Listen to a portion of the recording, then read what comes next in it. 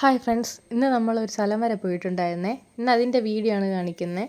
നമ്മുടെ ആര്യനാട് പഞ്ചായത്തിലെ ആദ്യത്തെ ശ്മശാനം. അത് തുടങ്ങിയിരിക്കുന്നത് നമ്മുടെ കൊക്കോട്ടയിലാണ്. കൊക്കോട്ടയിൽ മൈലമൂട് എന്ന് പറയുന്ന സ്ഥലത്താണ്. അതിൻ്റെ ഉദ്ഘാടനം 1-ാം തീയതി കഴിഞ്ഞിട്ടുണ്ടായിരുന്നു.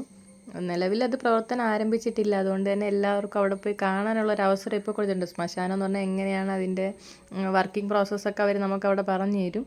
നമ്മൾ പോയ സമയത്ത് അവിടെ ഒരാളുണ്ടായിരുന്നു ഇതൊക്കെ പറഞ്ഞു തരാൻ വേണ്ടിയിട്ട്. എല്ലാ സമയത്തും അവിടെ ഇനി പ്രവർത്തനം ആരംഭിക്കും വരെ ഇത് ഓപ്പൺ ആയിട്ട് തന്നെ ഇരിക്കും. ആർക്ക് വേണമെങ്കിലും പോയി അതെല്ലാം കാണാനും അതിനെപ്പറ്റി അറിയാനൊക്കെ പറ്റും.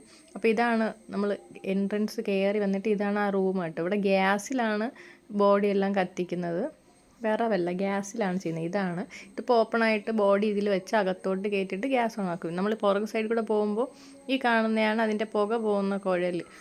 ഒരു പൈപ്പിൽ കണക്ട് ചെയ്തിട്ട് ഈ വലിയ ഇതിനകത്തോട്ട് കണക്ട് ചെയ്ത്, അപ്പോൾ പുക അവിടെ ഉള്ളവർക്കൊന്നും വലിയ ബുദ്ധിമുട്ട് വരില്ല. പിന്നെ അവിടെ ടോയ്ലറ്റ് ഫെസിലിറ്റീസ് ഒക്കെ ചെയ്തിട്ടുണ്ട്. ഇതൊരു പ്രൈവറ്റ് പ്രോപ്പർട്ടി ആയിരുന്നു, അത് പഞ്ചായത്ത് ഏറ്റെടുത്തിട്ട് അവിടെ ഇപ്പോൾ ശ്മശാനം ചെയ്തിട്ടുണ്ട്. നല്ലൊരു ശ്മശാനമാണ്. അതുപോലെ തന്നെ അതിൻ്റെ ആംബിയൻസ് ഒക്കെ കൊള്ളാം.